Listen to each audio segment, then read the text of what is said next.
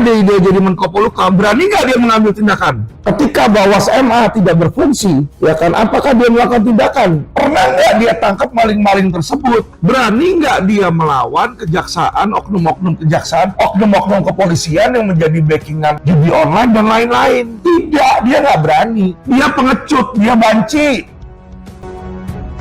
Mantan Sekretaris BUMN Said Didu memenuhi panggilan polisi buntut kritik proyek strategis nasional Pantai Indah Kapuk atau PSN PIK 2. Saya hanya menyampaikan ada rakyat tertindas dan sekarang publik tahu bahwa memang ada rakyat tertindas. Tudingan Said Didu ini kalau memang benar si PSN PIK 2 ini mengambil merampas tanah masyarakat, memaksa, ada pemaksaan dan lain-lain, kenapa kok nggak dilaporkan ke polisi? Kalau saya lihat justru tindakan Said Didu ini di sini sebagai atau merupakan tindakan premanisme, teman-teman. Pemeriksaan ini dilakukan atas laporan terkait penyebaran berita hoax dan informasi yang menghasut dan menimbulkan kebencian.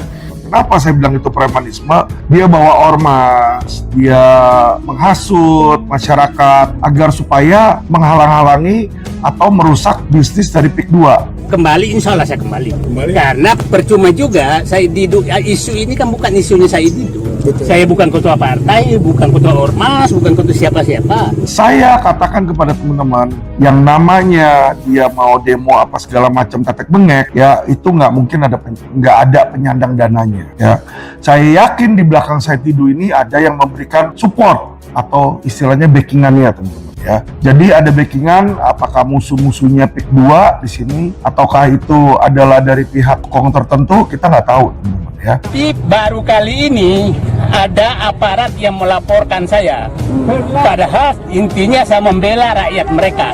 Saya yakin dan saya pastikan Said Didu itu bukan pembela masyarakat. Ya, kenapa saya bilang dia bukan pembela masyarakat? Karena yang dia sebarin hoax. Kalau memang ada pelanggaran hukum ya yang dilakukan oleh PIK ataupun developer lain, ya teman-teman bisa melapor ke LQ, kita juga bisa membantu. Ya, tapi saya sudah telusuri, ternyata Said Didu itu ketika kita somasi pun nggak berani datang, teman-teman ya.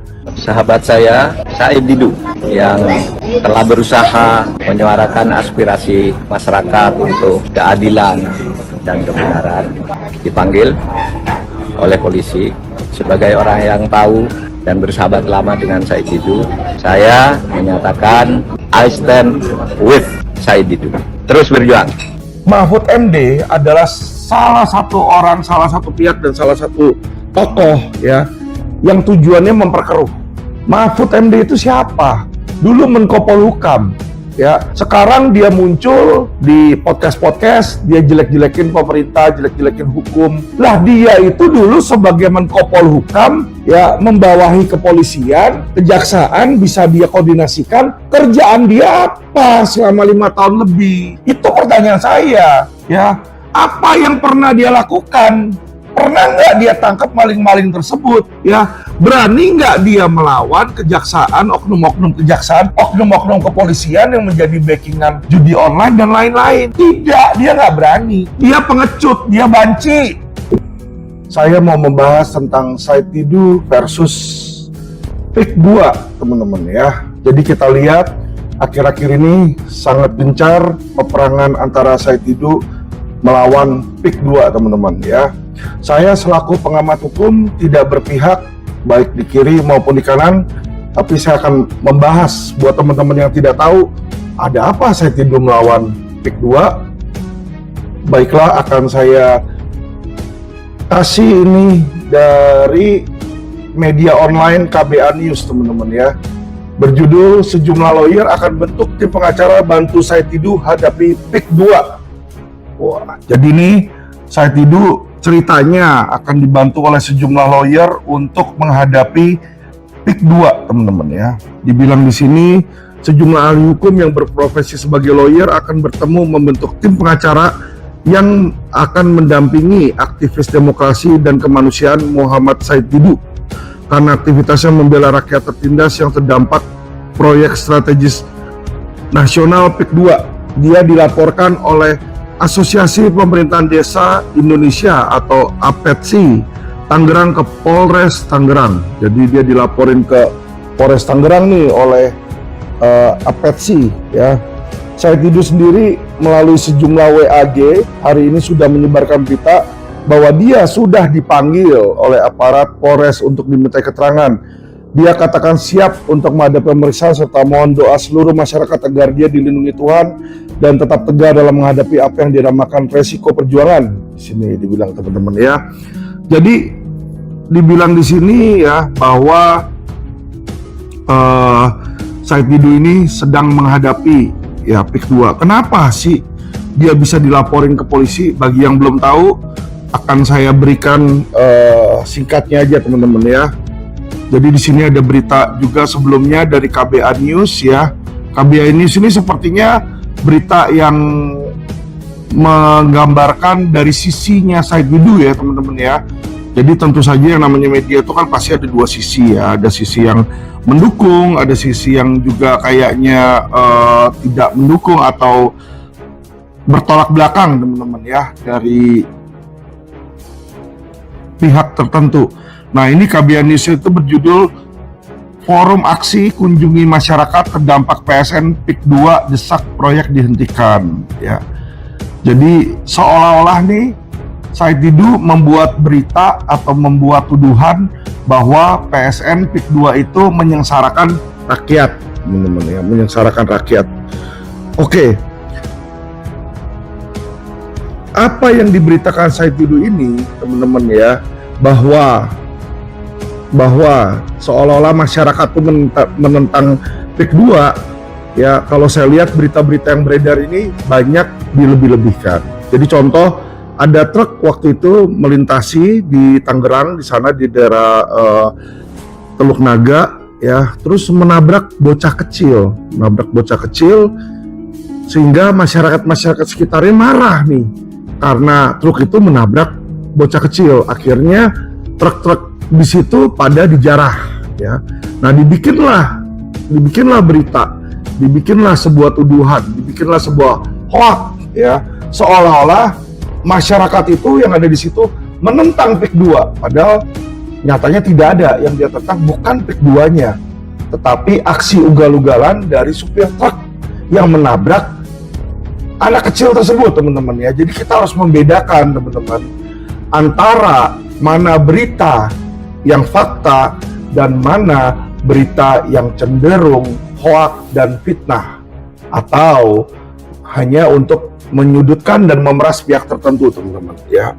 Tudingan Said Didu ini kalau memang benar si PSN PIK 2 ini mengambil merampas tanah masyarakat, memaksa, ada pemaksaan dan lain-lain, kenapa kok nggak dilaporkan ke polisi ya?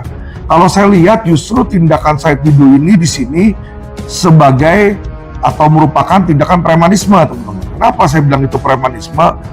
Dia bawa ormas, dia menghasut masyarakat agar supaya menghalang-halangi atau merusak bisnis dari PIK 2 ya. Dan saya katakan kepada teman-teman, yang namanya dia mau demo apa segala macam tetek bengek ya, itu nggak ada penyandang dananya ya. Saya yakin di belakang Said Didu ini ada yang memberikan support atau istilahnya backingannya teman-teman ya. Jadi ada backingan, apakah musuh-musuhnya PIK 2 di sini ataukah itu adalah dari pihak cukong tertentu, kita nggak tahu teman-teman ya. Tapi saya yakin dan saya pastikan Said Didu itu bukan pembela masyarakat ya. Kenapa saya bilang dia bukan pembela masyarakat? Karena yang dia sebarin hoax ya.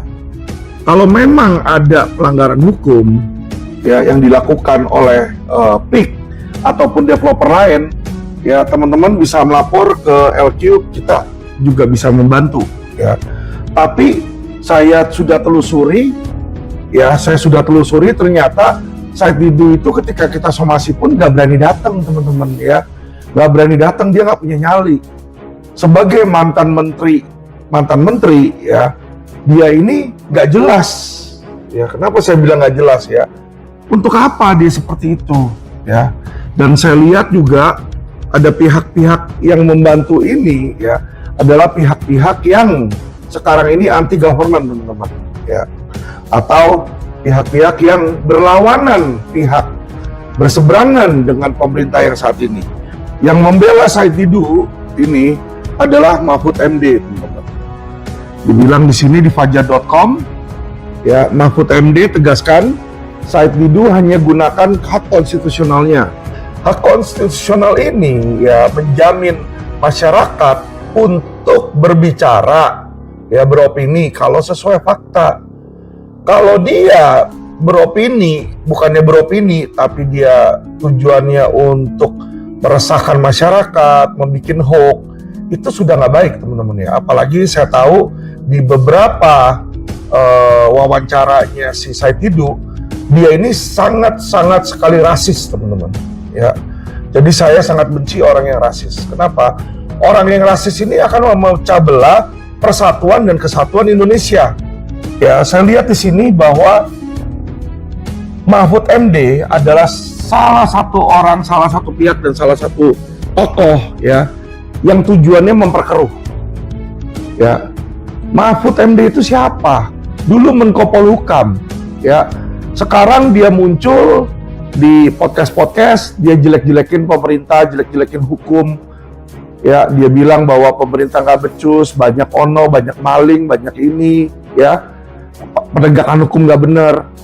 Lah dia itu dulu sebagai Menko Polhukam, ya, membawahi kepolisian, kejaksaan, bisa dia koordinasikan. Kerjaan dia apa selama 5 tahun lebih menjabat sebagai menteri?